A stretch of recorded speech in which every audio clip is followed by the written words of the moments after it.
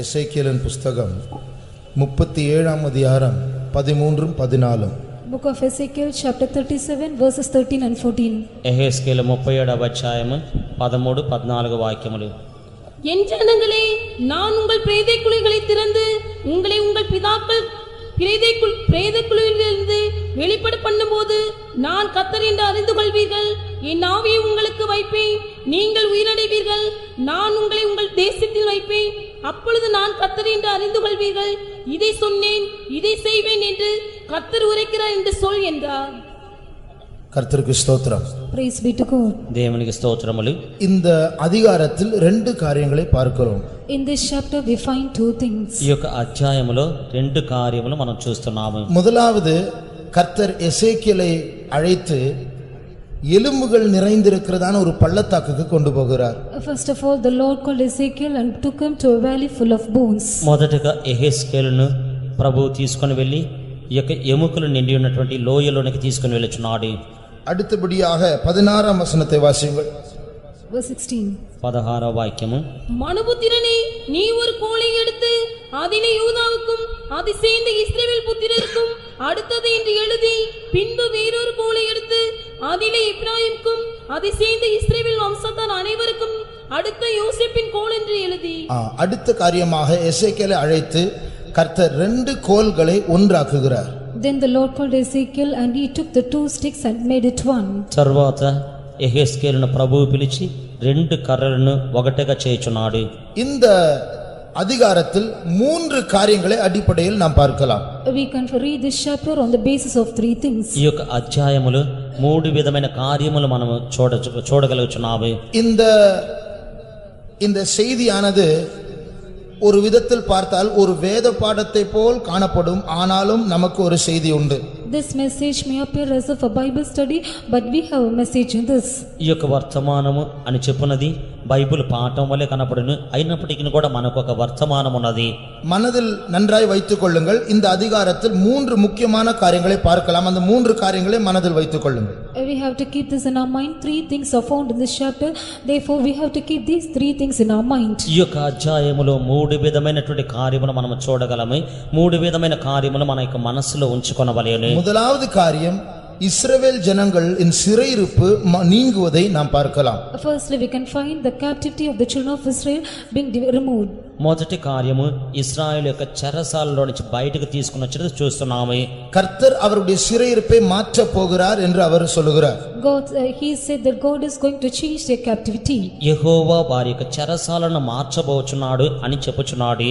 அதை பற்றி தான் நாம் இப்பொழுது வாசித்தோம். உங்களுடைய பிரேத குழியிலிருந்து நான் உங்களை வெளியே வர பண்ணி நான் உங்களை திரும்பவும் இஸ்ரவேல் தேசத்துக்கு கொண்டு போவேன். That's what we read, saying that I will take you, I will bring you from the old grave and will take you to the people of Israel. నేను సమాధులను తెరచి సమాధుల్లో ఉన్న మిమ్మును బయటికి రప్పించి మరలా మీ యొక్క ఇశ్రాయేలు దేశమునకు తీసుకొని వెళ్ళేదను. அடுத்தபடியாக இவர்கள் ஒரே தேசமாக ஒரே ஜாதியாக மாற்றப்பட போகிறார்கள். Nextly, they are going to be changed as one nation. తర్వాత వీరు ఒకే దేశస్థులను ఒకే జనముగా మార్చబడబోచున్నారు. அதாவது அவர்கள் சிறைப்பட்டு போகும்போது அவர்கள் அந்த ஒரு தேசம் இரண்டாக பிரிக்கப்பட்டது.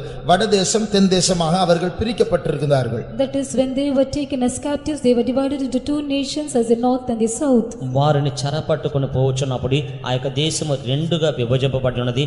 ఉత్తర దక్షిణ భాగములని చెప్పి విభజింపబడి ఉన్నది. ஆனால் அவருடைய சிறையிருப்பு திரும்பும்போது அவர்கள் மறுபடியுமாக ஒரே ஜாதியா ஒரே தேசமாக மாறுவார்கள். When they shall return from their captivity, they shall be turned as one nation. వారు మరలా చెరసాలలో నుంచి తిరిగి వచ్చినప్పుడు ఒకే దేశముగా మార్చబడబోచున్నారు. 22ஆம் வசனத்தை வாசிப்போம். Verse 22. 22వ వాక్యము చదువుకునేదము.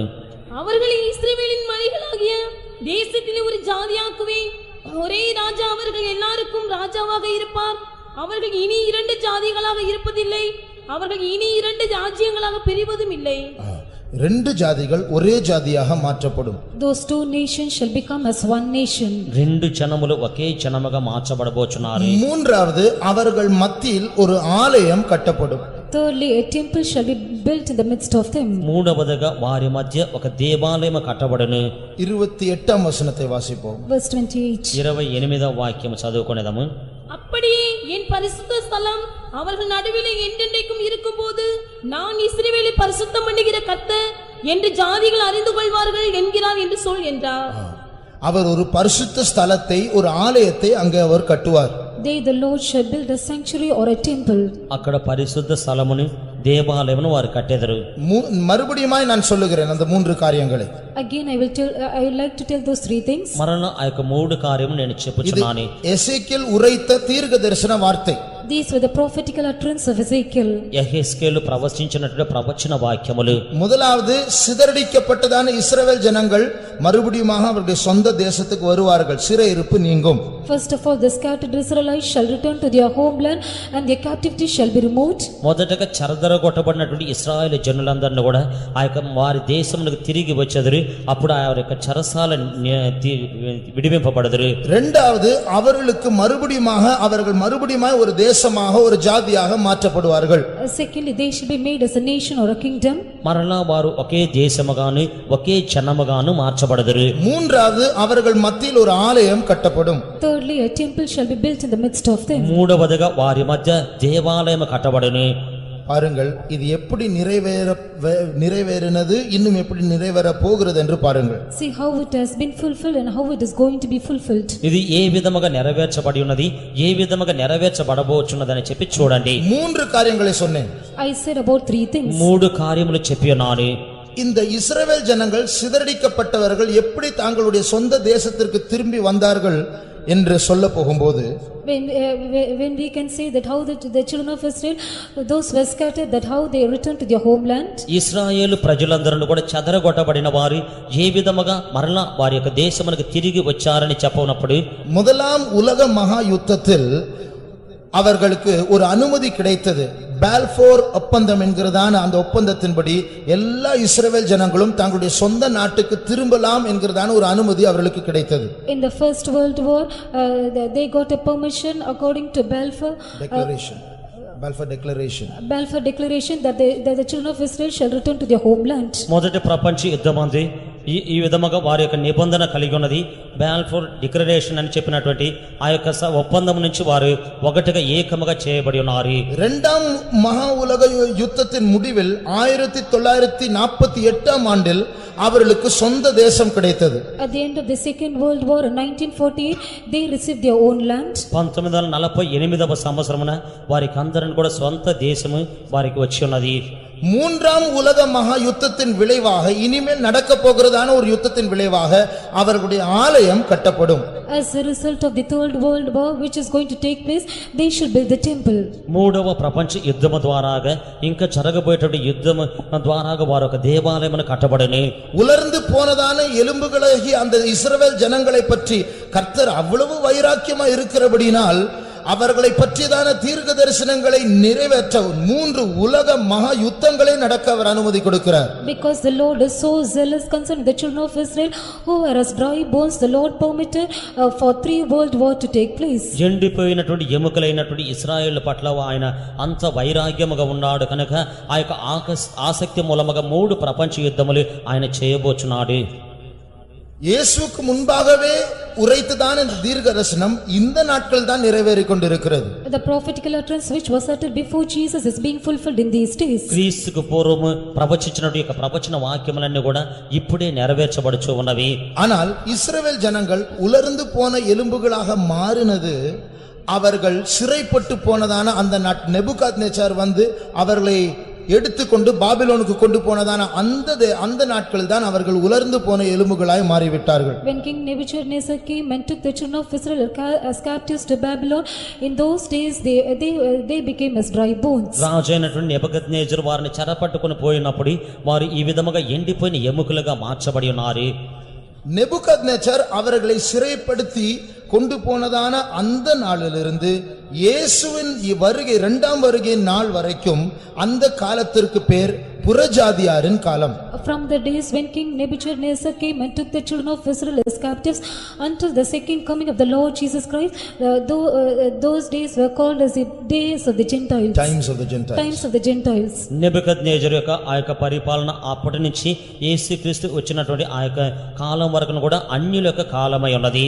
லூக்காவின் சுவிசேஷம் 21ஆம் அதிகாரம் 24ஆம் வசனத்தை வாசிப்போம். Luke chapter 21 and verse 24. లూకా 21:24 వాక్యం చదువుకునేదము. பட்டயக்கருக்கினாலே விழுவார்கள், சகல பிரஜாதிகளுக்குள்ளும் சிறைப்பட்டு போவார்கள். பிரஜாதியாரின் காலம் நிறைவேறும் வரைக்கும் எருசலேம் பிரஜாதியாரால் மிதிக்கப்படும். புறஜாதியாரின் காலம் நிறைவேறும் மட்டும் எருசலேம் புறஜாதியாரால் மிதிக்கப்படும். Jerusalem shall be trodden down of the Gentiles until the time of the Gentiles be fulfilled. అన్య జనముల యొక్క కాలము సంపూర్ణమగు వరకు ఈ యొక్క యెరూషలేము అన్య జనుల చేత త్రొక్కబడును. இஸ்ரவேல் ஜனங்கள் அல்லாத எல்லாரும் புறஜாதியார் என்று அழைக்கப்படுகிறார்கள். Other than the people of Israel are called as the Gentiles. ఇశ్రాయేలు జనులు కాని వారందరూ కూడా అన్య జనులు అని పిలువబడుచున్నారు. இன்றைக்கும் எருசலேம் புறஜாதியாருக்கு ஒரு பெரிய பிரச்சனையாக இருக்கிறது. Even today Jerusalem is a great problem to the Gentiles. ఇప్పుడు కూడా యెరూషలేము అన్య జనులకు గొప్ప పోరాటముగా ఉన్నది. இன்றைக்கும் ஒரு மூன்றாம் உலக மகா யுத்தம் ஆரம்பித்தால் அதற்கு காரணமே எருசலேம் தான். Even today if a third war shall begin, the reason for this is the city of Jerusalem. ఇప్పుడు కూడా మూడవ ప్రపంచ యుద్ధము జరిగినట్లయితే దానికి కారణము యెరూషలేము మాత్రమే.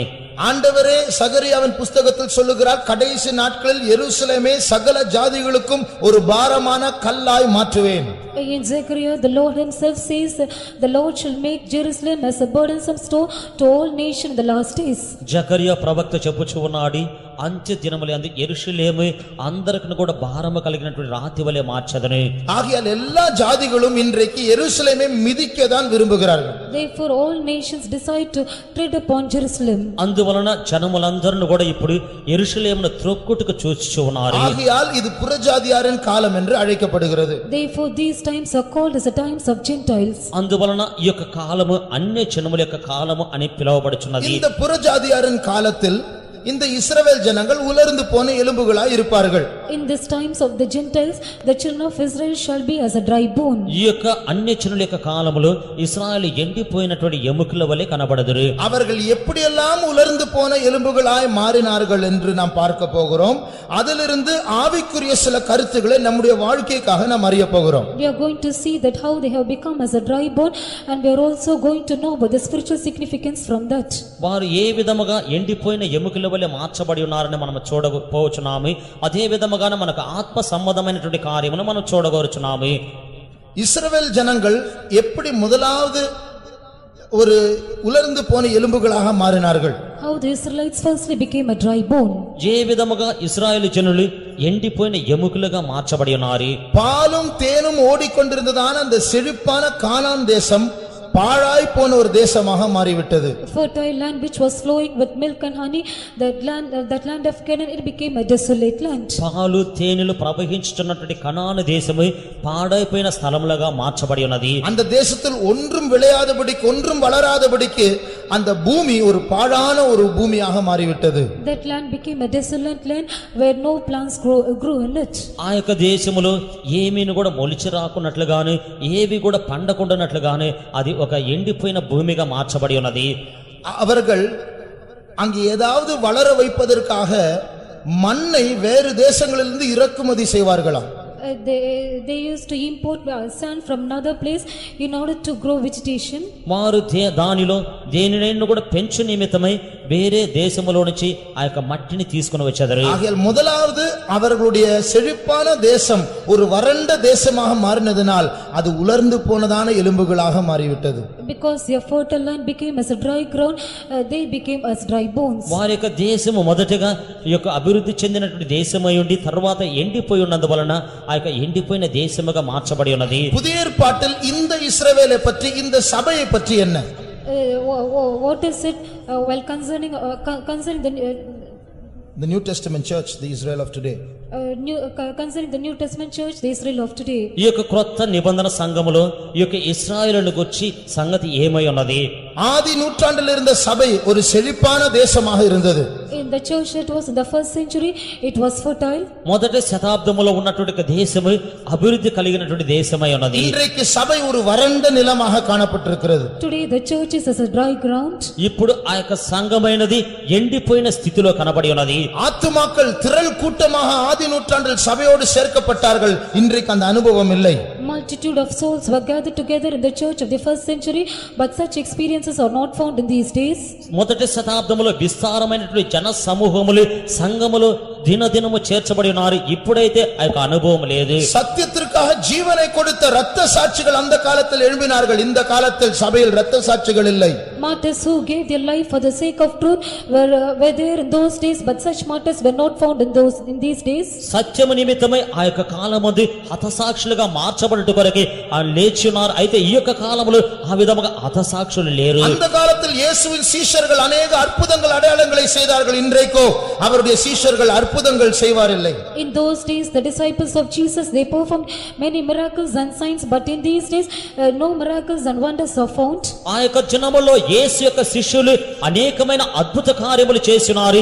ఈ యొక్క దినములో అయితే ఆయన యొక్క శిష్యులు అద్భుతములు చేయవారు లేరు. அந்த கோணத்தில் பார்க்கும்போது சபையும் ஒரு உலர்ந்து போன எலும்புகளின் பள்ளத்தாக்காக மாறிவிட்டது. When we see in that angle, even the church has become as a valley of dry bones. ఆ విధముగా మనం చూసినప్పుడు సంఘము కూడా ఇప్పుడు ఎండిపోయినటువంటి ఎముకలు నిండిన లోయగా మార్చబడి ఉన్నది.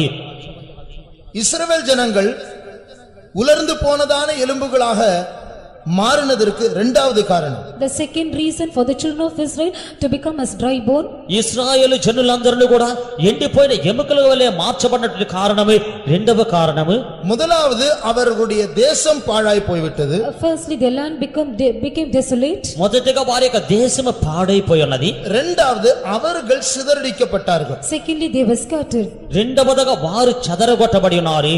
பூமியின் பல இடங்களுக்கு அவர்கள் சிதறடிக்கப்பட்டார்கள். They were scattered to various parts of the world. భూలోకములో పలు విధమైన స్థలములకు వారు చెదరగొట్టబడి ఉన్నారు. சிதறடிக்கப்பட்ட யூதர்கள் இந்தியா வரைக்கும் வந்திருக்கிறார்கள். The Jews who were scattered everywhere, even they came to India. చెదరగొట్టబడినటువంటి యూదులైన వారు ఇండియా వరకును కూడా వచ్చి ఉన్నారు. ஆகையால் அவர்களுடைய தாய் தேசத்தை விட்டு சிதறடிக்கப்பட்டதினால் அவர்கள் உலர்ந்து போய்விட்டார்கள். Because they were scattered from their homeland, they became as dry bones. వారి యొక్క స్వదేశము నుంచి వారు చెదరగొట్టబడి ఉన్నందువలన వారి యొక్క ఎముకలు ఎండిపోయి ఉన్నవి. காரணம் என்ன? What is the reason for this? కారణం ఏమిటి? எருசலேம் புறஜாதியாரால் மிதிக்கப்பட்டது. Jerusalem was trodden by the Gentiles. యెరూషలేము అన్యజనుల మూలముగా త్రొక్కబడి ఉన్నది. ஆகையால் அங்கே குடியிருந்த ஜனங்கள் சிதறடிக்கப்பட்டார்கள். Therefore the people who dwelt there, they were scattered. అందువలన అక్కడ కాపురం ఉన్నటువంటి జనులందరూ కూడా చెదరగొట్టబడి ఉన్నారు. அதுபோல புதிய ஏற்பாட்டில் நம்முடைய சபையில் Even so in the New Testament in our church, అదే విధముగానే క్రొత్త నిబంధన సంఘములో మన యొక్క సంఘము சத்துருக்கள் சபைக்குள் வந்து நம்மை சிதறடிக்க அது ஆரம்பித்திருக்கிறது. enemies they have entered into the church and now they have begun to scatter us. శత్రువులైన వారు సంఘములోనికి ప్రవేశించి మనల్ని చెదరగొట్టుచున్నారు. சத்தியம் என்னவென்றால் எத்தனை புதிய ஆத்துமாக்கள் இருக்கிறார்கள் வருகிறார்கள் என்று நாம் தொகையிடுகிறோம். எத்தனை விசுவாசிகள் சபையில் மெம்பராக இருக்கிறார்கள் என்று லிஸ்ட் வைத்திருக்கிறோம். எத்தனை ஜனங்கள் கூட்டங்களுக்கு வருவதை நிறுத்தி விட்டார்கள் என்று எண்ணி பார்த்தால், உண்மையாகவே எண்ணி பார்த்தால், சபை ஆரம்பித்துதான் அந்த நாளிலிருந்து, அதாவது அனகாபுத்தூர் சபை ஆரம்பித்த நாளிலிருந்து இந்த நாள் வரைக்கும் சபைக்கு வந்து ஞானஸ்நானம் எடுத்து இப்பொழுது வராமல் இருக்கிறதான விசுவாசிகளின் தொகை எடுத்தால் அவர்களை வைத்துதானே இந்த ஹாலை நிரப்பலாம். We do count how many new souls are coming every week, and we also have the list of the believers. But from the beginning of the Anakabutur faith, the number of believers who have taken water baptism and who have been spirit baptized, and now those who do not attend the church, if we shall take the list of them, they themselves will fill the hall. సత్యం ఏమిటంటే ఈ యొక్క సంఘములోనికి ఎంతమంది నూతన ఆత్మలు వచ్చుచున్నారు, ఎంతమంది విశ్వాసులు వచ్చుచున్నారని చెప్పి మనం లెక్క పెట్టుచున్నాము. అంతకంటే కూడా ఈ యొక్క సంఘము అనగాపుతూరు సంఘము ఆరంభము నుంచి ఇంతవరకు కూడా దీనిలో బాప్తిస్మ తీసుకుని ఎంతమంది వెనుకంజ వేసి ఉన్నారు అని చెప్పి వారిని లెక్కించి వారిని తీసుకుని వచ్చినట్లయితే వారిని పెట్టి ఈ యొక్క సంఘమును ఈ యొక్క హాలుని నింపవచ్చును. అన్య వల్లமைகள் சபையை மிதித்து ஆத்துமாக்களை சிதறடிக்க செய்திருக்கிறது. Strange powers have tread upon the church and it has made the souls to be scattered. అన్య శక్తులు ఈ యొక్క సంఘములోనికి ప్రవేశించి సంఘములో అది త్రొక్కివేసి ఆత్మలు చెదరగొట్టి ఉన్నవి. பின்மாற்றத்தின் வல்லமைகள் சபையில் கிரியை செய்கிறபடினால் இந்த பள்ளத்தாக்கம் இந்த சபையும் உலர்ந்து போன எலும்புகளின் பள்ளத்தாக்காக மாறி இருக்கிறது. Because the spirit of backsliding is working in the church, even this church has become as a valley of dry bones. వెనుకంజ వేయిచు ఉన్నటువంటి ఆ విధముగా చేయనట్టు ఆత్మలు సంఘములో క్రియ చేయుచున్నందు వలనే ఈ విధముగా ఎండిపోయిన ఎముకల వలె మార్చబడి ఉన్నవి. மூன்றாவது, எப்படி இஸ்ரவேல் ஜனங்கள் உலர்ந்து போன பள்ளத்தாக்காக மாறிவிட்டால் என்பதற்கு மூன்றாவது காரணம். Third reason how the children of Israelites have become the valley of dry bones. మూడవదిగా ఇశ్రాయేలు జనులు ఏ విధముగా ఎండిపోయిన ఎముకల యొక్క లోయగా మార్చబడి ఉన్నారని చెప్పే విషయము, அநேகர் சிதறடிக்கப்பட்டார்கள், many were scattered, అనేక మంది చెదరగొట్టబడి ఉన్నారు. ஆனால் அங்கே தங்கி இருந்த மீதமானவர்கள் கொஞ்சம் பேர் அவர்கள் ஆலயம் இடிக்கப்பட்டது, எருசலேம் பாழாய் போய்விட்டது என்ற அந்த கவலை விட்டுவிட்டு அவர்களுடைய சொந்த கவலைகளை கொண்டவர்களாக அவர்களுடைய சொந்த வீடுகளை கட்டி சொந்த பிழைப்புக்காக கவலைப்படுகிறவர்களாய் மாறிவிட்டார்கள். The few who remained in the land, they were not worried because the Jerusalem is made desolate and the city has been broken down. They did not have any worry about this, but they built their own houses and they began to dwell in it. అక్కడ నివసించుచున్నటువంటి కొంతమంది మాత్రమే యెరూషలేము పాడైపోయి ఉన్నది, ఆలయము పడద్రోయబడి ఉన్నది అని చెప్పి దాన్ని గురించి చింతించకుండా వారి యొక్క సొంత కార్యముల నిమిత్తమై వారి ఇళ్ళు కట్టుకొని వారి యొక్క సొంత కార్యముల నిమిత్తమై చింతించుచు ఉన్నారు. ஹாகாயின் புஸ்தகம் 1ஆம் அதிகாரம் 4ஆம் வசனத்தை வாசியுங்கள். Book of Haggai chapter 1 and verse 4. హగ్గయి మొదటి అధ్యాయము 4వ వాక్యము.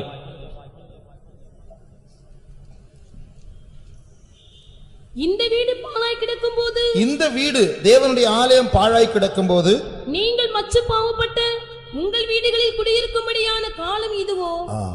இவர்கள் தங்களுடைய சொந்த வீடுகளை கட்டி அதில் சந்தோஷமா இருந்து தேவனுடைய வீட்டை மறந்து விட்டார்கள். They built their own houses and they were happy about it and they have forgotten about the temple of God. వారు సొంత ఇళ్ళు కట్టి దానిలో నివసించి సంతోషించున్నారు.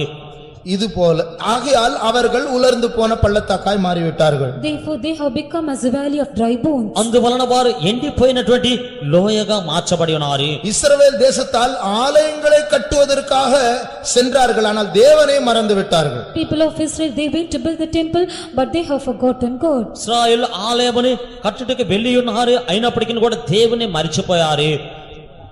தேவன் ஆரம்பித்ததான மார்க்கம் செத்து போன ஒரு மதமாக மாறிவிட்டது. The way that has been started by the Lord have become as a dead religion. దేవుడు ఆరంభించినటువంటి మార్గము అది చనిపోయినటువంటి మతముగా మార్చబడి ఉన్నది. இது போல புதிய ஏற்பாட்டு சபையில் Even so in the New Testament church, ఈ విధముగానే క్రొత్త నిబంధన సంఘములో மீதியா இருக்கிறதான உள்ள சிதறடிக்கப்படாமல் உள்ள இருக்கிறதான நாம் எதை பற்றி கவலைப்பட்டு கொண்டிருக்கிறோம்? we who are the remnant and the left behind, what are we worried about? శేషముగాను చెదరగొట్టబడకున్నటువంటి మనము దేనిని గురించి చింతించుచున్నాము?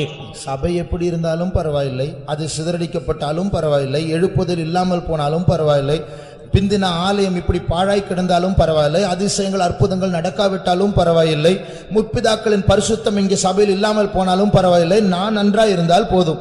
No matter however the church is, however maybe the spiritual state of it, whether there is no wonders or any miracles, whether the church is desolate or whether it has fallen from its first state, however it is, I should be placed in the good state. I should be all right. I should be all right. సంఘము ఏ విధముగా ఉన్నప్పటికీ కూడా సరే, సంఘముల ఆత్మీక జీవితం ఏ విధముగా ఉన్నప్పటికీ కూడా సరే, సంఘముల చెదరగొట్టబడినప్పటికీ కూడా సరే, అయినప్పటికీ కూడా నేను మన యొక్క పితరులు లేకపోయినప్పటికీ కూడా సరే నేను మంచిగా ఉంటే బాగుండును అని చెప్పి అనుకుంటున్నారు. நம்முடைய கவலைகள் எல்லாம் பூமிக்குரிய கவலைகளாக மாறிவிட்டது.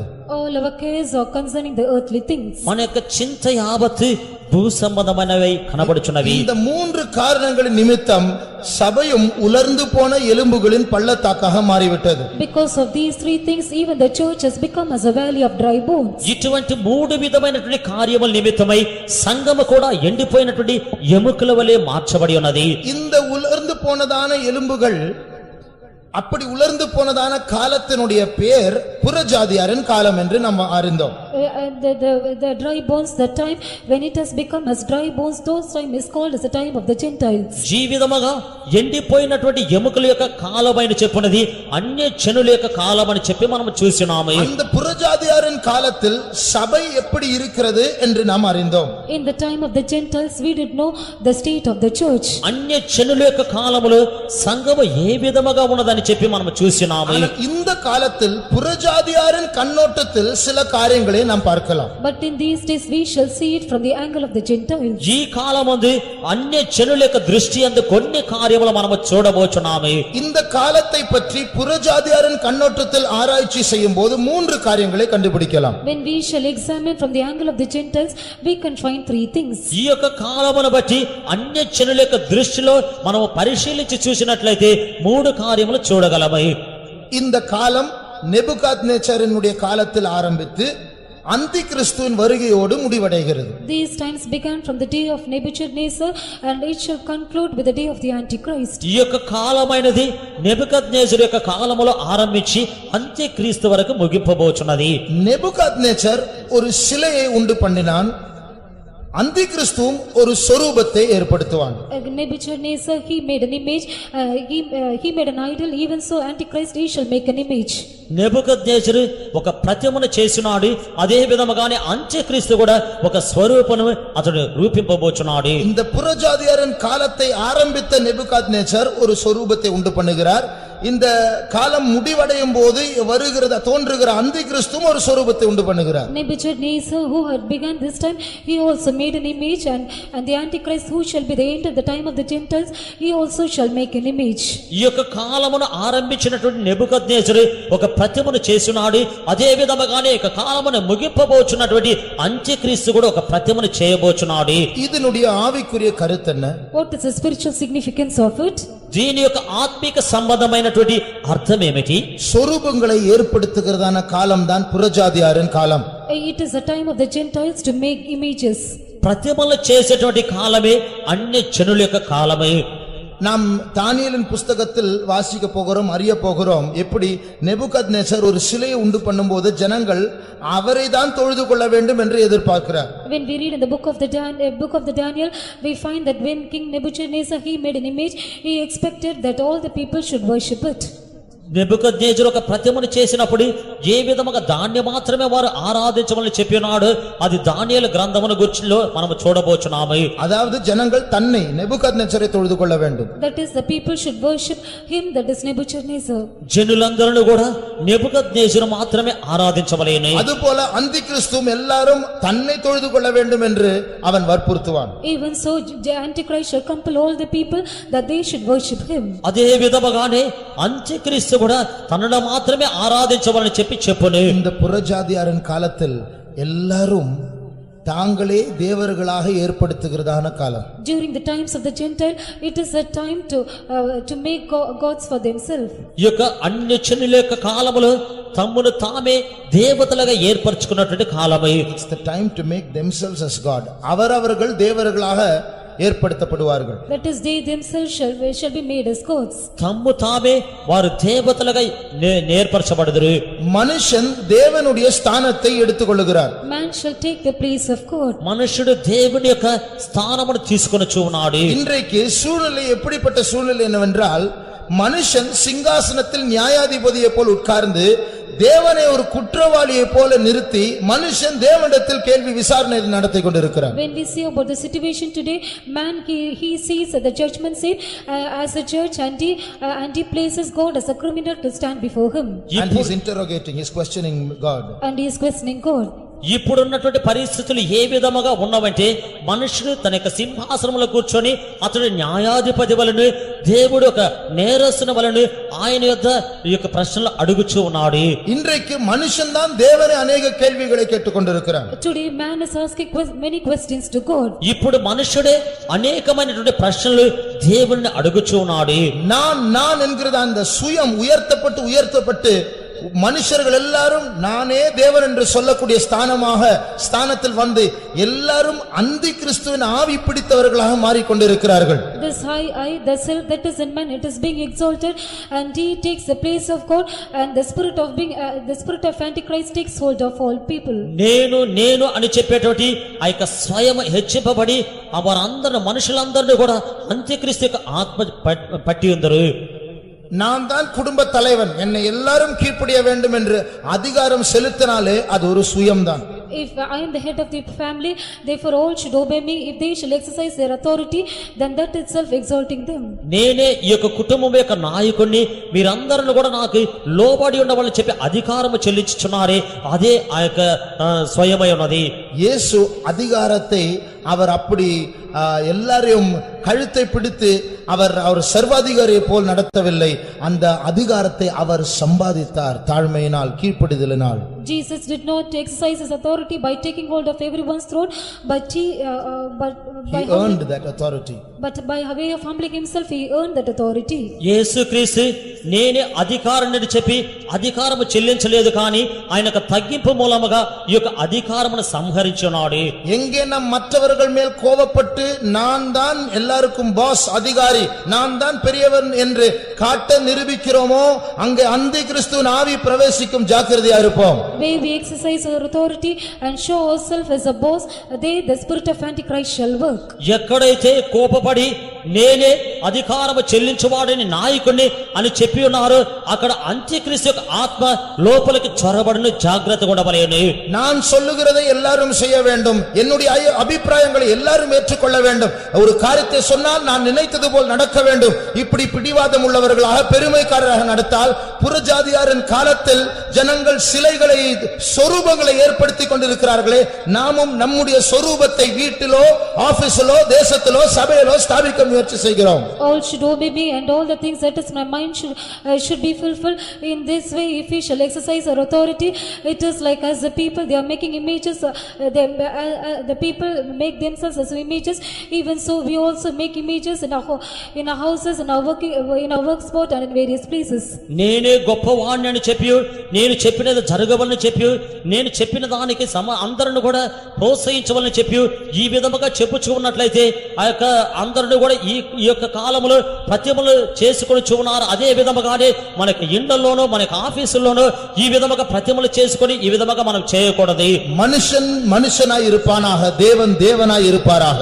Let man be as man and let God be as God. మానవుడు మానవుడుగానే ఉండవలేను, దేవుడు దేవుడుగానే ఉండవలేను. இந்த புறஜாதியாரின் காலத்தில் நாம் காண்கிற இரண்டாவது காரியம், The second thing that we find the times of the Gentile, అన్యజనుల యొక్క కాలములో మనము చూడబోచున్నటువంటి రెండవ కార్యము, நேபுகாத்நேச்சாருக்கு பைத்தியம் பிடித்து 7 வருஷம் ஒரு மிருகமாக மாறிவிட்டான். Nebuchadnezzar, he became man, and for 7 days he was as a beast. నెబుకద్నెజరు వెర్రివారిగా మారి 7 సంవత్సరములు అతడు పశువులే మారి ఉన్నాడు. அந்தி கிறிஸ்து வரும்போது அவனும் 7 வருஷ காலமாக ஒரு மிருகமாக இருப்பான். Even so, when Antichrist shall come for 7 years, he shall be as a beast. అంత్యక్రీస్తు వచ్చినప్పుడు కూడా 7 సంవత్సరములు అతడు కూడా జంతువుగా మారిపోవును. ஆகையால் இந்த புறஜாதியாரின் காலத்தை பற்றி நாம் அறிய வேண்டிய காரியம், Therefore, the thing that we have to know from the times of the Gentile, అందువలన యొక్క అన్యజనుల యొక్క కాలమును గురించి మనం తెలుసుకోవాల్సినటువంటి కార్యము, இந்த காலத்தில் ஜனங்கள் மிருக சுபாவம் உடையவர்களாக மாறி விடுவார்கள். in these times people shall become having beastly nature. ఈ యొక్క కాలములో ప్రజలందరూ కూడా మృగముల కలిగినటువంటి స్వభావం కలిగిన వారై మారుదురు. சபைக்குள் நீங்களும் நானும் கிறிஸ்துவின் சாயலை கிறிஸ்துவின் சுபாவத்தில் வளர வேண்டும் என்றுதான் முயற்சி செய்ய வேண்டும். உலகத்தில் ஜனங்கள் மிருகங்களே போல் மாறிவிடுகிறார்கள். சுபாவ அன்பற்றவர்களாக, மனுஷிக தன்மையற்றவர்களாக மாறி கொண்டிருக்கிறார்கள். In this church, you and I should take effort in order to attain the likeness of God and in order to grow in the character of God. But in the world, people are becoming brutal, and they have beastly nature, and they do not have love. ఈ యొక్క సంఘములో మీరు నేను అందరిని కూడా క్రీస్తువలే మారవలను, క్రీస్తు యొక్క స్వభావములు మాత్రమే ధరించుకొనవలను. ఈ యొక్క లోకములో ఉన్న వారందరూ కూడా మృగముల వలె మారిపోవచ్చున్నారు. వారు స్వాభావిక ప్రేమ లేని వారే మార్చబడుచున్నారు. தேசத்தில் கொடுமை பெருகிக் கொண்டிருக்கிறது. Violence is increasing in this earth. దేశములో భయంకరము పెరుగుచున్నవి. நம்முடைய ஜீவித்தில் எப்படி இருக்கிறோம்? How are we in our life? మన యొక్క జీవితములో ఏ విధముగా ఉన్నాము?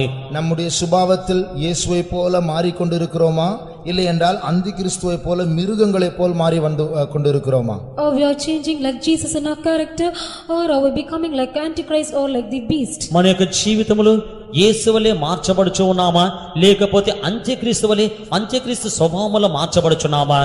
மிருகங்களுக்கு புருஷன் மனைவி என்றில்லை, மிருகம்தான். அப்படி மனுஷன் இருக்கக்கூடாது. Beast has no husband or wife. Beast is a beast. People should not be so. మృగమునకి యొక్క భార్య భర్త అని లేదు, మృగముగానే ఉండును. உறவில் பரிசுத்தமா இருக்க வேண்டும். There should be holiness in our relationship. మన యొక్క సంబంధములు పరిశుద్ధముగా ఉండవలెను. மிருகங்கள் ஒன்றுக்கொன்று பட்சித்து போடும், நீங்களும் நானும் அப்படி இருக்கக்கூடாது. Beasts, they devour each other. You and I should not be so. మృగములైన చెప్పవి ఒకదాన్ని ఒకటి భక్షించును, మనము ఆ విధముగా ఉండకూడదు. நம்முடைய பவரை காட்டி, நம்முடைய பலத்தை காட்டி மற்றவர்களை பட்சித்து போடலாம், அந்தி கிறிஸ்துவின் பிரஜைகளாக மாறிவிடுவோம். We may use our power and authority and devour others, but then we shall become the citizens of Antichrist. మన యొక్క శక్తినో బలమునో చూపించి మిగతా వారిని భక్షించి వేయవచ్చును, అయితే మనము అంత్యక్రీస్తు యొక్క ఆత్మ పట్టిన వారమై మారిపోయేదము. கர்த்தர் நம்மை இந்த சபைக்கு கொண்டு வந்த காரணமே உபதேச அறிவில் வளர வேண்டும் என்பதற்காக அல்ல, கிறிஸ்துவின் சாயலில் சுபாவத்தில் வளர வேண்டும். The Lord having brought us to the church is that not that we should grow in the doctrine of Christ, but that we should attain the likeness and the character of God. ప్రభు మనలో ఈ యొక్క సంఘమునకు తీసుకొచ్చినటువంటి ఉద్దేశం ఏమిటంటే ఈ యొక్క ఉపదేశములో పెంచబడటం మాత్రమే కాదు గాని క్రీస్తు యొక్క స్వభావములో మనం ఎదుగుదల కావలేను.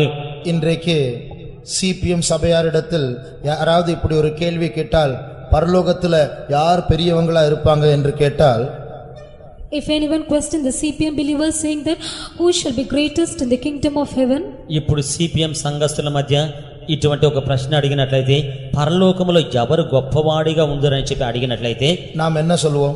what we'll say? మనం ఏం చెప్పేదము? உடனே சண்டே ஸ்கூல் சிலபஸை அவிழ்த்து விடுவோம். We'll take our Sunday school syllabus. Sunday school syllabus తెరిచదము. பரலோகத்துல 3 இடங்கள் உண்டு, புதிய பூமி, புதிய வானம், புதிய எருசலேம். There are 3 places in heaven: new earth, new heaven and new Jerusalem. పరలోకములో 3 విధమైన స్థలములు ఉన్నవి, క్రొత్త భూమి, క్రొత్త ఆకాశము, యెరూషలేము. புதிய எருசலேம் ஒரு மேன்மையான இடம் உண்டு, Zion. There is the greatest place in New Jerusalem and that is Zion. నూతన యెరూషలేములోని శ్రేష్టమైన ఒక స్థానం ఉన్నది, సియోనే అన్నది. சியோன் தான் பெரிய இடம், அங்க இருக்கிறவர்கள் தான் பெரியவர்கள், 144,000 பேர். There is the greatest place in Jerusalem and that is Zion. They that are found in Zion 1,44,000 and they are the greatest. సియోనులో ఉన్నవారు మాత్రమే గొప్పవారు, 1,44,000 మంది. ஆனால் இயேசுவிடத்தில் பரலோகத்தில் பெரியவர்கள் யார் என்று கேட்க போகும்போது, இயேசு ஒரு சிறிய குழந்தையை கையில் எடுத்து, இந்த குழந்தையை போல் ஒரு தாழ்த்தாவிட்டால் பரலோக ராஜ்யத்துக்கு போக முடியாது, யார் இந்த குழந்தையை போல் தாழ்த்துகிறார்களோ அவர்கள்தான் பரலோகத்தில் பெரியவர்கள். அல்லேலூயா.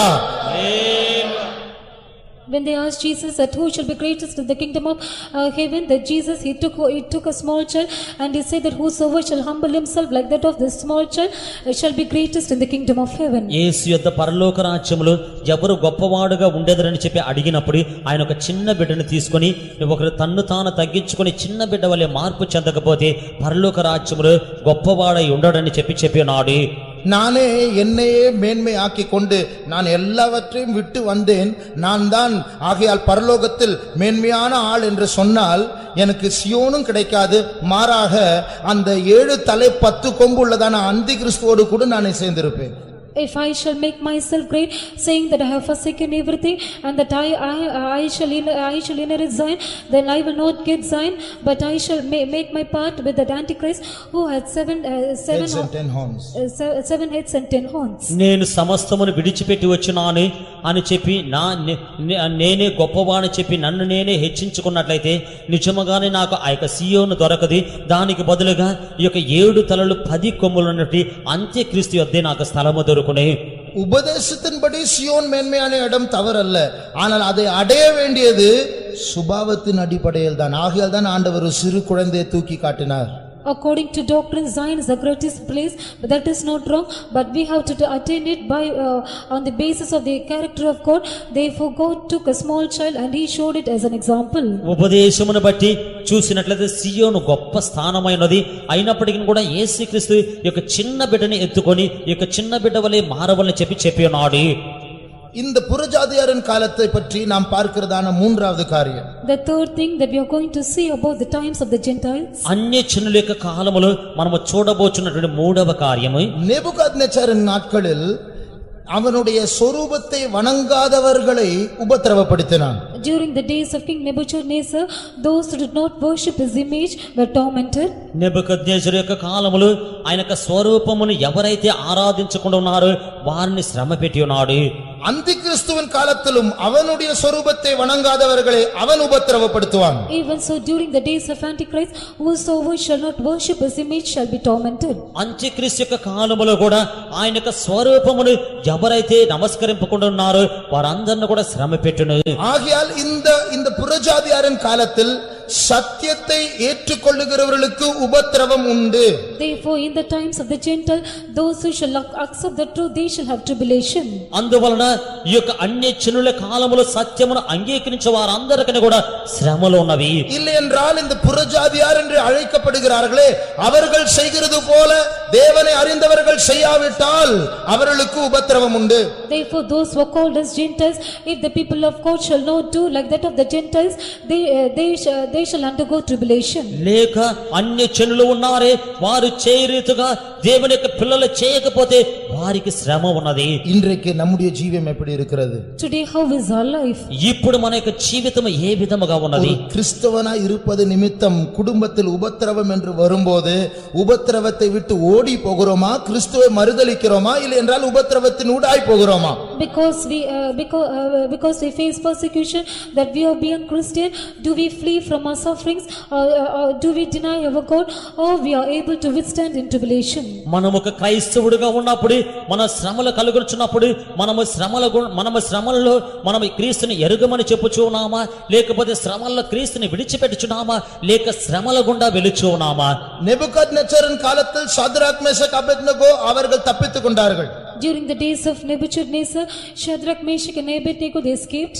నెబుకద్నెజరు యొక్క కాలంలో షద్రక్ మేషక్ అబేద్నెగోలు వారు తప్పించుకొని ఉన్నారు. ஆனால் அந்திகிறிஸ்துவின் காலத்தில் தப்பித்துக் கொள்ள முடியாது. But during the days of Antichrist, there will be no way of escape. అయినప్పటికీ కూడా అంత్యక్రీస్తు యొక్క కాలంలో తప్పించుకోలేము. உபத்திரவத்தில் மரிக்கத்தான் வேண்டும். We have to die in our tribulation. శ్రమలలో మరణించవలెను. நாம் எப்படி இருக்கிறோம்? How are we? మనం ఏ విధముగా ఉన్నాము? இன்றைக்கு உபத்திரவத்தின் நேரத்தில், துன்பத்தின் நேரத்தில் நாம் என்ன செய்கிறோம்? அதை விட்டு ஓடி போகிறோமா, அதை சந்திக்க ஆயத்தமா இருக்கிறோமா? Today, in the midst of our persecution and tribulation, are we fleeing away from it, or are we able to face it? ఇప్పుడు మనం శ్రమల్లోనే మన యొక్క దుఃఖములోనే ఏ విధముగా ఉన్నాము? వాటిని విడిచిపెట్టి పారిపోవాలని చెప్పి అనుకొనుచు ఉన్నామా, లేకపోతే వాటిని సంధించి ఎదుర్కొనవాలని చెప్పి అనుకొనుచున్నామా? உபத்திரவம் வேண்டாம், வேதனை வேண்டாம், பாடு வேண்டாம், கஷ்டம் வேண்டாம் என்று சொல்லிக் கொண்டிருந்தால் சொகுசு வேண்டும், நன்றாய் இருக்க வேண்டும், சந்தோஷமாய் இருக்க வேண்டும், உலக பிரகாரமாய் சந்தோஷமா இருக்க வேண்டும் என்று எதிர்பார்த்தால் நாம் புறஜாதியாரோடு அந்திகிறிஸ்துவோடு அவனுடைய காலத்தில் அகப்படுவோம். If we shall say no to our tribulation, our persecution, our suffering, our trials, and if we decide to enjoy comfort and joy and the pleasures of this world, then we shall be caught in the days of the Antichrist with him. శ్రమల వద్దు, కష్టముల వద్దు, ఈ విధముగా దుఃఖములు ఈ వద్దని చెప్పి అనుకొనుచు మనకు సంతోషము కావాలని, మనం ఆనందముగా ఉండమని, సౌఖ్యముగా ఉండమని చెప్పి అనుకొనుచు ఉన్నట్లయితే అంత్యక్రీస్తుతో కూడా మనం పాలివారమై ఉందాము. அந்திகிறிஸ்துவின் தந்திரத்தை பாருங்கள். See the subtlety of the Antichrist. అంత్యక్రీస్తు యొక్క కుయుక్తిని చూడండి. அவனுடைய முத்திரை ஆயத்தமாகும் போது, When a seal is being prepared, అతని యొక్క ముద్ర సిద్ధమవునప్పుడు அவன் அந்த முத்திரையை தரித்தால் மனுஷருக்கு கிடைக்கிற வசதிகளை பற்றி தான் சொல்லுவான். when people shall put on that seal, he shall say about the comforts that people shall receive of it. ఆ యొక్క ముద్ర వేసుకున్నట్లయితే మనుషులు కలుగుచున్నటువంటి వసతులను మాత్రమే చెప్పును. பாருங்க, இந்த முத்திரையை போட்டா எல்லா தீவிரவாதிகள் எல்லாம் பிடிச்சிடலாம். If we shall take this seal, then you can take hold of all the terrorists. ఈ యొక్క ముద్రను ధరించుకున్నట్లయితే మన ఉగ్రవాదులందరిని కూడా పట్టవచ్చును. இந்த முத்திரை நீங்க போட்டீங்கன்னா உங்களை யாரும் கடத்திட்டு போக முடியாது. நீங்க எங்க உங்களை கடத்திட்டு போனாலும் கம்ப்யூட்டர் வச்சு கண்டுபிடிச்சிடலாம். If you shall take this seal, then no one shall take you anywhere, and if you are kidnap, no one can kidnap you, and if you are being kidnapped, then you can be found. ఈ యొక్క ముద్రను ధరించుకున్నట్లయితే మిమ్మల్ని ఎవరిని కూడా దోచుకొని వెళ్ళలేరు. ఆ విధముగా మిమ్మల్ని తీసుకొని వెళ్ళినట్లయితే ఈ యొక్క కంప్యూటర్ ద్వారా కనిపెట్టవచ్చును. நீங்க இந்த முத்திரை எடுத்தீங்கன்னா உங்களுடைய காசை யாரும் திருட முடியாது. உங்க காசு உங்க காசாகவே இருக்கும். எப்ப நினைச்சாலும் பேங்க்ல போய் நீங்க எடுத்துக்கொள்ளலாம். If you shall take this seal, then no one can steal your money, and your money shall remain in the bank, and whenever you want you can go and take it from the bank. ఈ యొక్క ముద్రను మీరు ధరించుకున్నట్లయితే మీ యొక్క డబ్బులను ఎవరిని కూడా దొంగిలింపలేరు. ఎప్పుడైనా కూడా మీరు వెళ్ళి బ్యాంకులో ఈ యొక్క డబ్బులు తీసుకొనవచ్చును.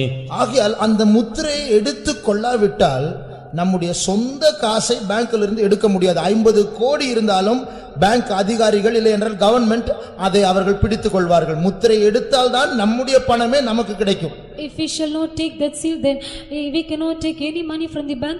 Even if we have 50 crores of amount in the bank, we cannot take it. The government shall take over it. ఈ యొక్క ముద్ర వేసుకొనకపోయినట్లయితే మన యొక్క డబ్బులే మనం తీసుకొనలేము. మనకు 50 కోట్లు ఉన్నప్పటికీ కూడా ఈ యొక్క బ్యాంకులో నుంచి మనం దాన్ని తీసుకొనలేము. అవన్నీ కూడా గవర్నమెంట్ వారు పట్టివేయుదురు. ஆகையால் முத்திரையை எடுக்காவிட்டால் உபத்திரவம் தான், பசியும் பட்டினியும் தான். சொந்த பணத்தை பார்க்க முடியாது. If we shall not take this seal, then we have to face persecution and tribulation and suffer hunger, and we cannot see our own money. Mudra వేసుకొనకపోయినట్లయితే మనకు శ్రమల మాత్రమే మిగిలి ఉండును. ఆకలి దప్పులే మనకు సొంత డబ్బులు కూడా మనం తీసుకొనలేము. எனக்கு உபத்திரவம் வேண்டாம், என்னுடைய வயிற்றை நான் நிரப்பினால் போதும், எனக்கு வசதிதான் முக்கியம், சொகுசுதான் முக்கியம் என்று சொல்லுகிறவர்கள் முத்திரையை எடுப்பார்கள். I do not want any tribulation. I want to fill up my belly. I want comforts and to enjoy. They shall take up the seal. నాకు ఈ విధముగా శ్రమల వద్దు, నా యొక్క కడుపు నేను నింపుకుంటే చాలుని, నాకు ఏ విధమైనటువంటి శ్రమల వద్దని చెప్పుకొనొచ్చు. నాకు సౌఖ్యము కావాలని, వసతి కావాలని చెప్పేవారు మాత్రమే ఈ యొక్క ముద్రను ధరించుకొనేదరు. சொகுசுகளை காட்டி வசதிகளை காட்டி அந்த முத்திரையை எடுக்க வைக்கிறானே அந்தி கிறிஸ்து, அதை கண்டு முத்திரையை எடுத்தால் Antichrist, by way of showing all comforts, by seeing it, if he shall take up that seal, ఈ యొక్క సౌఖ్యముల్ని, సుఖములను, వసతులను చూపించి అంత్యక్రీస్తు ముద్ర వేయించుచున్నాడే, దాన్ని చూసి మనము ముద్రను ధరించుకున్నట్లయితే அப்பொழுதுதான் தெரியும் அது வசதிக்காய் ஏற்படுத்தப்பட்ட முத்திரை அல்ல, அது நான் அந்தி கிறிஸ்துவுக்கு சொந்தமானவன் என்று அது காட்டக்கூடிய ஒரு முத்திரை. அதை எடுத்தால் அந்தி கிறிஸ்துவுக்கு சொந்தமானவர்களாய் மாற வேண்டும், இல்லை என்றால் நரகத்திற்கு நாம் நம்மை முத்திரை செய்து விட்டோம். if we shall take it, then we shall know it. That is not meant for comfort, that is to show that we belong to Antichrist. And if we show that we belong to Antichrist, then we shall make our part in the hell. Mudra వేసుకున్న తర్వాతనే అది తెలియబడును. మనము అంత్యక్రీస్తుకు సొంతమారమని చెప్పి ఈ విధముగా ముద్ర వేసుకున్నప్పుడు ఇది అంత్యక్రీస్తుకు సొంతవారము లేకపోతే నరకమునకు సొంతవారమని మనం ఈ యొక్క ముద్ర వేసుకున్నామని తెలియవచ్చును. இன்றைக்கு பாடுகளை சகித்து பழகாவிட்டால் முழு உலகமும் அந்தி கிறிஸ்துவின் ஆட்சிக்குள் வரும்போது கிறிஸ்தவர்கள் எப்படி தப்பித்துக் கொள்வார்கள்? சொகுசாக வாழ்ந்து பழகினவர்கள் எப்படிதான் அந்த பாடுகளை சகிக்க போகிறார்களோ தெரியாது. Today if we shall not endure sufferings in the days of Antichrist, when Antichrist shall rule over, how they shall bear the days of the Antichrist, and those who enjoyed all comforts in these days, how they are going to bear those days. ఇప్పుడు శ్రమలు అనుభవింపకపోతే క్రైస్తవులు ఏ విధముగా ఆ యొక్క శ్రమల కాలమును తప్పించుకొనగలరు? అదే విధముగానే ఇప్పుడు సౌఖ్యములు, సుఖములు వెదకు వారందరూ కూడా ఏ విధముగా ఆ యొక్క శ్రమలు అనుభవింపగలరు? இயேசு பாடுகளை நோக்கி போகும்போது, அவர் பாடுகள் சகிக்க வேண்டிய வேளை வந்தபோது அவர் சொன்னார், இந்த வேளைக்காகவே நான் வந்தேன். When Jesus faced sufferings and he endured sufferings, he said that it is for this purpose that I came. యేసుక్రీస్తు శ్రమల మూలముగా వెళ్ళుచు ఉన్నప్పుడు, ఆ యొక్క శ్రమల సహించుచు ఉన్నప్పుడు ఆయన చెప్పి ఉన్నాడు, ఈ యొక్క సమయము నిమిత్తమే నేను వచ్చినాను. நாம் பாடுகளை விட்டு ஓட பார்க்கிறோமா, பாடுகளை நோக்கி ஓடுகிறோமா? Are we trying to flee away from sufferings, or we running towards sufferings? మనము శ్రమల్ని విడిచిపెట్టి వెళ్ళుచు ఉన్నామా, లేకపోతే శ్రమల గుండా వెళ్ళుచు ఉన్నామా? நம்முடைய ஜீவியத்தை ஆராய்ந்து பார்ப்போம். Let us examine our lives. మన యొక్క జీవితముని పరీక్షించుకొనేదమే. ஒன்று சபையிலிருந்து பாடுகளை சகிக்க வேண்டும், இல்லை என்றால் புறஜாதியாரோடு சேர்ந்து அந்தி கிறிஸ்துவோடு சேர வேண்டும். One thing, we have to be in the church and endure sufferings with the people of God, or else we have to join with the Antichrist during the days of the Gentiles. ఒకటి సంఘములో ఉండి శ్రమలు అనుభవించవలెను, లేకపోతే అన్య జనులతో కూడా అంత్యక్రీస్తు యొక్క శ్రమలు అనుభవించవలెను. ஒன்று இயேசுவின் சுபாவத்தில் வளர வேண்டுமே என்று பாரப்பட்டு அழுது இயேசுவின் பரிசுத்தம் வேண்டும், தாழ்மை வேண்டும், கீழ்ப்படிதல் வேண்டும் என்று சொல்லி அவரை போல் மாற வேண்டும். இல்லை என்றால் நம்முடைய சொந்த இச்சைகளின்படி நடந்து பாவத்திற்கு இடம் கொடுத்து நம் மிருக சுபாவம் உள்ளவர்களாக மாறி அந்தி கிறிஸ்துவோடு சேர வேண்டும். One thing, we have to cry unto God and sanctify our lives, and we have to shed tears in the presence of God, and somehow we should labor to attain the character of God, or else we have to live according to the lust of our flesh and according to the Be like beasts and then join the Antichrist. be like beasts and join the days of the Antichrist. మనము యేసుక్రీస్తు వలె మార్పు చెందవలెను. ఆయన యొక్క స్వభావముల వలె, ఆయన యొక్క పరిశుద్ధతయు, ఆయన యొక్క విధేయతయు, ఆయన యొక్క తగ్గింపును మనము ధరించుకొనవలెను. లేకపోతే మన యొక్క సొంత పాపములను ఇచ్చలను నెరవేర్చి అంత్యక్రీస్తు యొక్క ఆ యొక్క మృగమ యొక్క స్వభావమును ధరించుకొనవలెను. ஒன்று சபைக்குள் இருந்து தகர்க்கப்பட்டவர்களாக கிறிஸ்து நம்மை நொறுக்கும் போது அதற்கு ஒப்பு கொடுத்து தாழ்த்தி அவரிடத்தில் ஒப்பு கொடுக்க வேண்டும். இல்லை என்றால் எதிர்த்து நான் சொல்லுகிறது தான் நடக்க வேண்டும் என்று சொல்லி நம்மை நாம உயர்த்தி அந்தி கிறிஸ்துவாய் மாற வேண்டும். One thing, we have to be broken being in the church and humble ourselves and surrender ourselves to be broken, or else we have to resist and protest and be joined in the days of the Antichrist. ఒకటి మనము సంఘములో ఉండి మనము శ్రమ పడవాలను. ప్రభు నలగగొట్టినప్పుడు మనము అప్పగించుకొని నలగగొట్టుచున్నానని చెప్పి మనము ఆ విధముగా ఉండవలెను. లేకపోతే ఎదిరించి నేను చెప్పినది మాత్రమే జరగవలెను, నేను చెప్పినది మాత్రమే ఇక్కడ జరగవలెను చెప్పి అనుకొనొచ్చు మనము అంత్యక్రీస్తు వలె మారేదము. நாம் எதற்கு ஒப்பு கொடுக்க போகிறோம்? For what are we going to surrender ourselves? మనము దేనికి అప్పగింపబోచున్నాము? தெரிந்து கொள்ளுதலின் உரிமை நம்முடையது. Selection is ours. ఏర్పరచుకున్నది మన వంతై ఉన్నది. மறுபடியும் எசேக்கியேல் 37 அதிகாரத்தில் 9 வசனத்தை வாசிப்போம். Ezekiel chapter 37 and verse 9. యెహెజ్కేలు 37వ అధ్యాయము 9వ వాక్యము చదువుకొనేదము. அப்பொழுது அவர் என்னை பார்த்து, நீ ஆவியை நோக்கி தீர்க்க தரிசனம் உரை, மனுபுத்திரனே நீ தீர்க்க தரிசனம் உரைத்து ஆவியை நோக்கி கர்த்தராகிய ஆண்டவர் உரைக்கிறது என்னவென்றால், ஆவியே நீ காற்றும் திசை நான்கிலும் இருந்து வந்து கொலையுண்ட இவர்கள் உயிரடையும்படிக்கு இவர்கள் மேல் ஊது என்கிறார் என்று சொல்கின்றார். கொலையுண்ட இவர்கள், they slain. హతులైన వీరు இந்த உலர்ந்து போன எலும்புகளின் பள்ளத்தாக்கை பார்த்தால், அந்த மலையிலிருந்து பார்த்தால் கீழெல்லாம் எலும்பாக ஆயிரக்கணக்கான லட்சக்கணக்கான எலும்புகள் சிதறுண்டு கிடக்கிறது. When we see from the mount the valley of the dry bones, so many bones they were dry and they lay dead. ఆ యొక్క కొండ మీద నుంచి ఈ యొక్క ఎండిపోయినటువంటి ఆ యొక్క ఎముకలు ఉన్నటువంటి లోయను చూసినట్లయితే లక్ష లెక్కలో ఉన్నటువంటి ఎముకలన్నీ కూడా అవి చెదరగొట్టబడి అక్కడక్కడ పడి ఉన్నవి. இவர்கள் ஒரு காலத்தில் ஒரு சேனையாக இருந்தார்கள். Once they were as a nation. వీరొక కాలమందు సైన్యముగా ఉన్నారు. சத்துருக்களோ அவர்களை கொலை செய்து விட்டார்கள். But the enemies have killed them. శత్రువులైన వారు వారిని హతమార్చున్నారు. அந்த பள்ளத்தாக்கில் அவருடைய பிரேதங்கள் எல்லாம் அங்கே இருந்து அழுகி போய் இப்பொழுது எலும்புகள் மாத்திரம் காணப்படுகிறது. அந்த எலும்புகளும் உலர்ந்து போனது மாத்திரமல்ல, 2ஆம் வசனத்தில் வாசிக்கிறது போல மிகவும் உலர்ந்து போய்விட்டது. Their dead bodies were there and they were decayed and they have become as dry bones. Not only they have become as bones, now they have become as dry bones. వీరందరూ కూడా హతము చేయబడిన మాత్రమే కాదు గాని వారి యొక్క దేహములన్నీ కూడా కుళ్ళిపోయి ఎండిపోయిన వారు మాత్రమే కాకుండా ఇక్కడ 2వ వాక్యములు చూసినప్పుడు కేవలం ఎండిపోయినటువంటి ఎముకలుగానే మార్చబడి ఉన్నారు. 2ஆம் வசனத்தில் மிகவும் உலர்ந்து போன எலும்புகள் என்று சொல்லும்போது அவர்கள் அப்படி பல வருஷங்கள் ஆகிவிட்டது.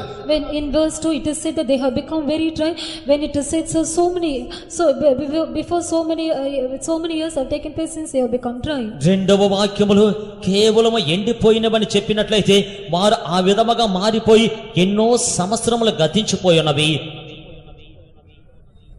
தவறை செய்து பழகி இருக்கிறதான ஒரு மனுஷனுடைய தவறை நிறுத்துவதுதான் சவால்.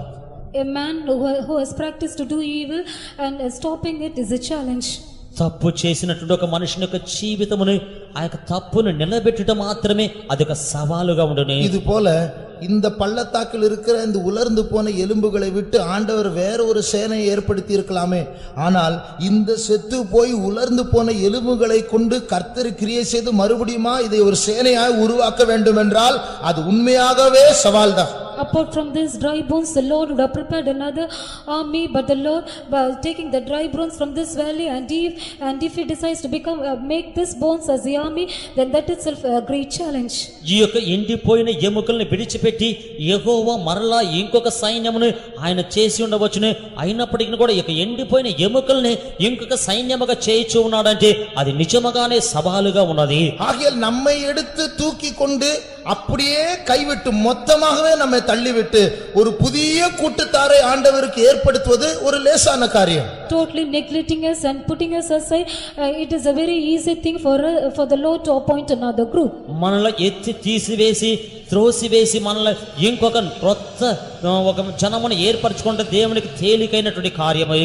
ஆனால் உலர்ந்து போனதான அந்த பள்ளத்தாக்கில் உள்ள எலும்புகளை பார்த்து அவர் சொல்லுகிறார், என் ஜனமே. But looking at the dry bones that are lying in the valley, the Lord says, my people. ఎండిపోయిన ఎముకలు నిండినటువంటి లోయను చూసి ఆయన చెప్పుచున్నాడు, నా జనమా. 13వ వచనం వాసిపోం. Verse 13. 13వ వాక్యము. என் ஜனங்களே பாத்தீங்களா, என் ஜனங்களே. அப்போ அந்த எலும்புகளை பார்த்து என் ஜனங்களே என்று அவர் சொல்லுகிறார். Looking at those dry bones, the Lord says, my people. ఆ యొక్క ఎముకలను చూసి నా ప్రజలారా అని చెప్పుచున్నాడు. குடும்ப ஜெபமே இல்லை சில வீடுகளில், அதிகாலை ஸ்தோத்திர ஜெபமே இல்லை சில வீடுகளில், அவர்களை பார்த்தும் கர்த்தர் என் ஜனமே என்று சொல்லுகிறார். In some families there is no morning praising, no family prayer.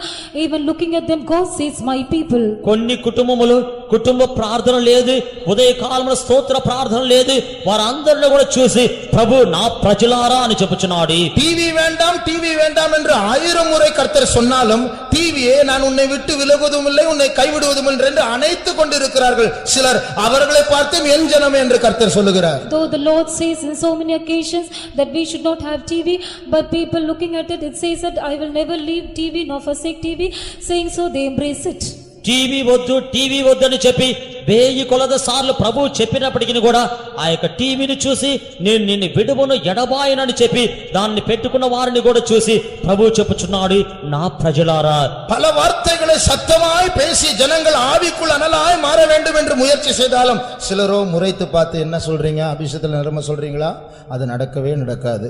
அவர்களையும் கர்த்தர் உலர்ந்து போன எலும்புகளா இருந்தாலும் என் ஜனமே என்று அழைக்கிறார். Though we say so many words of exhortation and try to make the people fervent in the spirit, though they staring at us, they say that, oh, you asking us to get full in the spirit. Even so, looking at them, looking at their dry state, God says, my people. శబ్దముగా మాట్లాడి ఆత్మ చేత నింపబెట్టవాళ్ళు చెప్పి అనుకొనిచున్నప్పటికీ కూడా ఆ విధముగా మాట్లాడుచున్నప్పటికీ కూడా కొంతమంది కళ్ళు తెరిచి ఉరిమి చూస్తూ ఏమిటి మీరు ఈ విధముగా ఆత్మతో నింపబడవాలని చెప్పి అంటున్నారా అని చెప్పి అనుకొనిచున్నారు. అటువంటి వారు ఎండిపోయిన ఎముకల వలె ఉన్నా కూడా ప్రభు వారిని చూసి చెప్పుచున్నాడు, నా ప్రజలారా. சத்ருவானவன் உங்களுடைய ஆத்துமாவை என்னை விட்டு பிரித்தாலும், Though the enemy tries to take away your soul from me, శత్రువైన వాడు ఆత్మను నా నుంచి తీసినప్పటికీ కూడా உன்னை கொன்று போட்டு உலர்ந்து போன எலும்புகளாக மாற்றினாலும், though he shall kill you and shall make your bones as dry bones, నిన్ను హతము చేసి ఎండిపోయిన ఎముకలుగా మార్చినప్పటికీ உங்களை பிரேத குழிகளில் மூடி போட்டு வைத்தாலும், though he shall put you in the sepulchres and cover you, మిమ్మల్ని సమాధుల్లో ఉంచి మూసివేసినప్పటికీ நீங்கள் மிகவும் உலர்ந்து போய் நம்பிக்கையற்றதான ஒரு நிலவரத்தில் இருந்தாலும், though you have become very dry and no hope in you, మీరు కేవలం ఎండిపోయిన వారై నిరీక్షణ లేనటువంటి సమయంలో ఉన్నప్పటికీ உங்களுக்கே உங்களை பற்றி நம்பிக்கை இல்லாமல் போனாலும், when you yourself have no hope concerning you, మిమ్మల్ని బట్టి మీకే నమ్మకం లేనప్పటికీ நான் உங்களை பிரேத குழிகளிலிருந்து எழும்ப பண்ணுவேன் என்று கர்த்தர் சொல்லுகிறார். God says that I will make you to rise up from the valley. నేను మిమ్మల్ని సమాధుల్లో నుంచి బయటికి రప్పించదని చెప్పి యెహోవా సెలవిచ్చుచున్నాడు. இந்த உலர்ந்து போன எலும்புகள் மறுபடியுமாக பள்ளத்தாக்கிலிருந்து எழும்பி ஒரு சேனையாய் மாறும் என்று கர்த்தர் சொல்லுகிறார். These dry bones shall rise from the valley and they shall become as army, says the Lord. ఈ యొక్క ఎండిపోయినటువంటి ఎముకలన్నీ కూడా లోయలో నుంచి లేచి గొప్ప సైన్యముగా మారునని చెప్పి యెహోవా సెలవిచ్చుచున్నాడు. கண்களை மூடுவோம். Let us close our eyes. కన్నులు మూసుకొనేదము. ஆண்டவர் எசேக்கியேல் தீர்க்கதரிசியை அழைத்து மனுபுத்திரனே நான் உன்னை இடத்திற்கு கொண்டு போகிறேன் என்று சொல்லி அழைக்கிறார். God called Ezekiel the prophet and he said, son of man, I will take you to a valley. యెహోవా ఎహెస్కేలుని పిలిచి నరపుత్రుడా నేను ఒక స్థలమునకు తీసుకుని వెళ్ళుచున్నాను అని చెప్పినాడు. அவர் கொண்டு போய் அந்த மனுபுத்திரனை இல்லை என்றால் எசேக்கியேலை அந்த பள்ளத்தாக்குக்கு கொண்டு போய் அங்கே இருக்கிறதான எலும்புகளை எல்லாம் காட்டுகிறார். He took that prophet Ezekiel or the son of man to the valley full of bones and showed him all the bones. ఆయన అక్కడికి తీసుకుని వెళ్ళి నరపుత్రుని లేక ఎహెస్కేలుని ఆ యొక్క ఎండిపోయిన ఎముకలు నిండిన లోయను చూపుచున్నాడు. அந்த பள்ளத்தாக்கை சுற்றி வர பல கோணங்களிலிருந்து அந்த பள்ளத்தாக்கை பார்க்க வைக்கிறார். God made him to see that valley in various angles. ఆ యొక్క లోయని పల విధమైనటువంటి దిశల్లో నుంచి ఆయనకు చూపించుచున్నాడు. மனுபுத்திரனே எங்கேயாவது ஜீவன் இருக்கிறதா? O son of man, is alive anywhere? నరపుత్రుడా ఎక్కడైనా జీవాత్మ ఉన్నదా? இல்லே ஆண்டவர், எல்லாம் செத்து போய்விட்டது. No Lord, all is dead. లేదు యెహోవా సమస్తమును కూడా చనిపోయి ఉన్నవి. மனுபுத்திரனே இந்த எலும்புகள் மறுபடியுமாக உயிரடையுமா? Son of man, can these bones live? నరపుత్రుడా ఈ యొక్క ఎముకలు మరలా బ్రతుకునా? எசேக்கியேலுக்கு ஆம் என்று சொல்ல தைரியம் இல்லை. Ezekiel, he did not have courage to say yes. ఎహెస్కేలుకి అవును ప్రభువా అని చెప్పుటకు ధైర్యం లేదు. எனக்கு ஆம் என்று சொல்ல முடியாத ஆண்டவரே, எனக்கு தைரியம் இல்லை, எனக்கு நம்பிக்கை இல்லை, ஆனால் நீர் அறிவீர். Lord, I have no courage to say yes, Lord, but thou knowest. అవును ప్రభువా అని నేను చెప్పలేను, నాకు ధైర్యం లేదు, నిరీక్షణ లేదు ప్రభువా, అయినప్పటికీ కూడా మీకు సమస్తమును తెలియను. கண்களை மூடி கவனமாய் கேட்போமாக. Let us close our eyes and pay attention. కన్నులు మూసుకొని గమనించి వినిదముగాక. ஆண்டவர் எசேக்கியேலை நோக்கி சொல்லுகிறார், அந்த உலர்ந்து போனதான எலும்புகளை பார்த்து நீ தீர்க்க தரிசனம் உரைப்பாயாக. God says to Ezekiel, saying that prophesy to the dry bones. ఎహెస్కేలుని ఆ యొక్క ఎండిపోయిన ఎముకలు చూసి ప్రవచింపమని యెహోవా సెలవిచ్చుచున్నాడు. பிரியமானவர்களே, அந்த எலும்புகளுக்கு காது இருக்கிறதா? எசேக்கியேல் பேசினால் எலும்புகளுக்கு காது கேட்குமா? Beloved, these dry bones, do they have ears? And if Ezekiel shall prophesy, can these bones hear? ప్రియమైన వారలారా ఆ యొక్క ఎండిపోయిన ఎముకలకు చెవులున్నవా? ఎహెస్కేలు ప్రవచించినట్లయితే అవి వినుటకు చెవులున్నవా? எசேக்கியேல் உலர்ந்து போனதான எலும்புகளை பார்த்து பேசினால் அவன் செய்வது ஒரு முட்டாள்தனமான காரியம் தானே? If Ezekiel shall speak to these dry bones, is it not a foolish thing? యెహెస్కేలు ఎండిపోయిన ఎముకలు చూసి ప్రవచించినట్లయితే అతను చేయుచున్నటువంటి కార్యము మూర్ఖమైన కార్యము కాదా? தேவன் சொன்னார், அவர் கீழ்ப்படிந்தார். But God said and he obeyed. అయితే దేవుడు సెలవిచ్చుచున్నాడు, అదే విధముగానే విధేయత చూపినాడు. அவன் அந்த செத்து போய் உலர்ந்து போன எலும்புகளை பார்த்து நீ ஜீவிப்பாயாக என்று தீர்க்க தரிசனம் உரைத்தான். Looking at the dry bones and which was dead, he prophesied saying that thou shalt live. అతడు ఎండిపోయిన ఎముకలను చూసి నీవు బ్రతుకుగాక అని చెప్పి ప్రవచించినాడు. அவன் தீர்க்க தரிசனம் உரைத்த போது And as he prophesied, అతడు ఆ విధముగా ప్రవచించినప్పుడు பள்ளத்தாக்கில் ஒரு இரைச்சலின் சத்தம் உண்டாயிற்று. there was a noise in that valley. ఆ యొక్క లోయలో గడగడని ధ్వని పుట్టి ఉన్నది. எலும்புகள் அசைய ஆரம்பித்தன. These bones, they began to shake. ఎముకలన్నీ కూడా కదిలించ ఆరంభింపబడి ఉన్నది. ஒன்றோடொன்று சேர ஆரம்பித்தன. These bones, they came together. ఒకదానితో ఒకటి అతుకుకొనుటకు ఆరంభించి ఉన్నది. நரம்புகளும் தசைகளும் உருவாயிற்று. The sinews and flesh, they were formed. నరములు మాంసములు పొదిగింపబడి ఉన్నవి. மாம்சமும் தோலும் மூடினது. Flesh and skin covered it. మాంసములు ఈ యొక్క చర్మములు కప్పి ఉన్నది. அப்பொழுது தேவன் சொன்னார், Then the Lord said, అప్పుడు యెహోవా సెలవిచ్చినాడు, நான் என் ஆவியை அவர்கள் மேல் அனுப்புவேன்.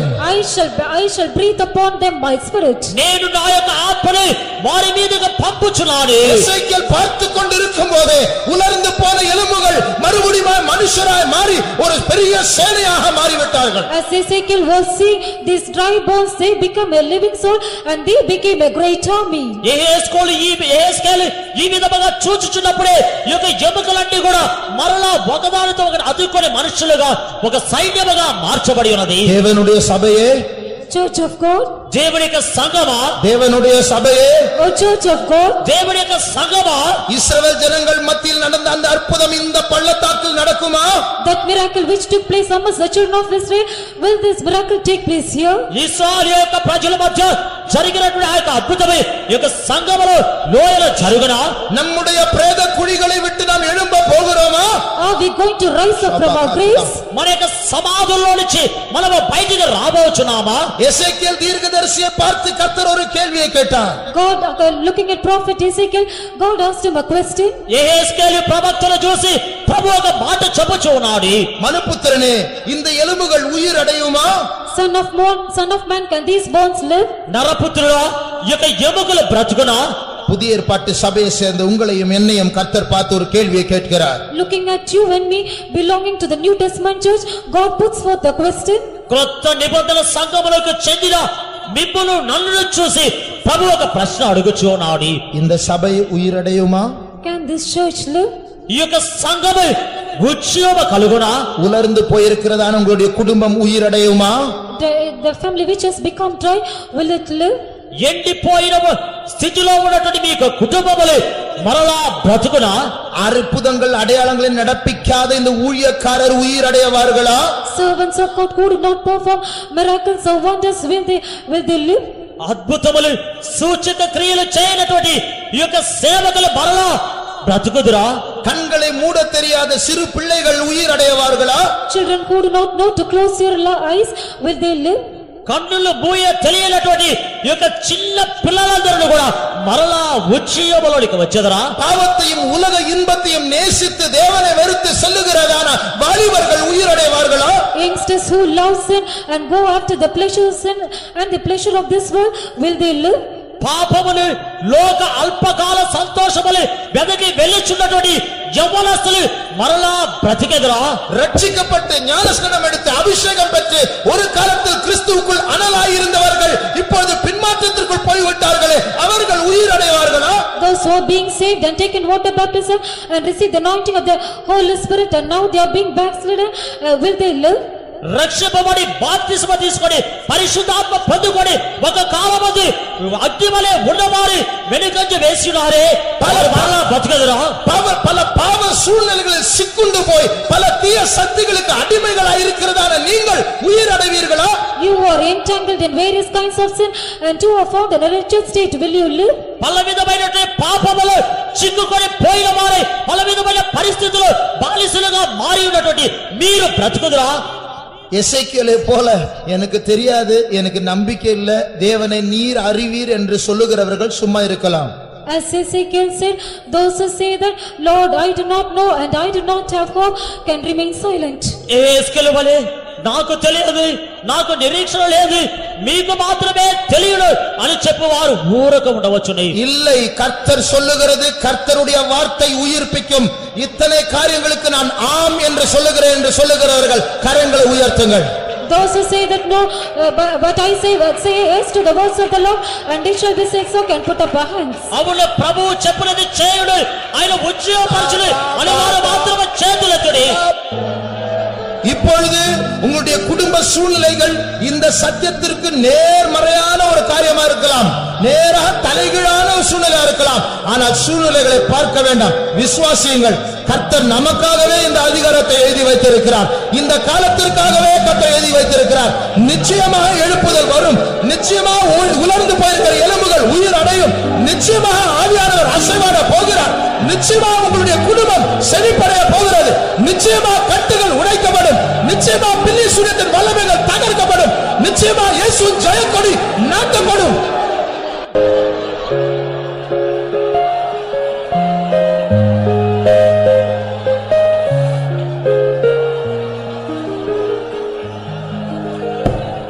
கண்களை மூடி கவனியுங்கள்.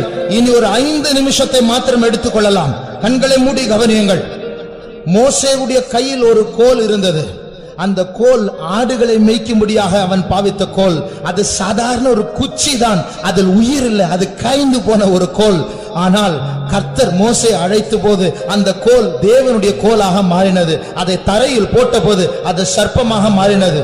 கவனியுங்கள், அப்பொழுது மந்திரவாதிகளும் வந்தார்கள். அவர்கள் என்ன சொன்னார்கள்? எங்களுடைய கோல்களாலும் எங்களுக்கு சர்ப்பத்தை வர வைக்க தெரியும் என்று அவர்களுடைய கோல்களை தரையில் போட்டார்கள். அதுவும் சர்ப்பமாக மாறிவிட்டது. ஆனால் என்ன நடந்தது? மோசேயினுடைய சர்ப்பம் போய் அந்த சர்ப்பங்களை விழுங்கி விட்டது. அதன் பிறகு என்ன செய்தான் மோசே? அந்த சர்ப்பத்தை தொட்ட உடனே அவனுடைய கையில் மறுபடியும் கோல் கிடைத்தது. இப்பொழுது பிரியமானவர்களே, மந்திரவாதிகளின் கோல் எங்கே? மந்திரவாதிகளின் கோல் எங்கே? மோசேயின் கோல் அந்த மந்திர கோல்களை விழுங்கி விட்டது. புதிய ஏற்பாட்டில் நீங்கள் தான் அந்த கோல், நீங்கள் தான் தேவனுடைய கோலாய் மாறப் போகிறீர்கள். கர்த்தரை ஸ்தோத்திரிப்போம். ஸ்தோத்ரா ஸ்தோத்ரா ஸ்தோத்ரா ஸ்தோத்ரா ஸ்தோத்ரா ஸ்தோத்ரா ஸ்தோத்ரா. கர்த்தர் முழு ஆராதனை ஆசீர்வதித்தபடியால் கர்த்தரை ஸ்தோத்திரிப்போம். ஸ்தோத்ரா ஸ்தோத்ரா ஸ்தோத்ரா ஸ்தோத்ரா. நம்முடைய இயேசு பெரியவராய் இருக்கிறபடியால் ஸ்தோத்திரிப்போம். ஸ்தோத்ரா ஸ்தோத்ரா ஸ்தோத்ரா. அவர் பெரிய காரியங்களை செய்ய போகிறபடியால் ஸ்தோத்திரிப்போம். ஸ்தோத்ரம் ஸ்தோத்ரம் ஸ்தோத்ரம் ஸ்தோத்ரம் ஸ்தோத்ரம். அவருடைய ஆயுதங்களாய் மாறப்போகிறோம், அதற்காக ஸ்தோத்திரிப்போம்.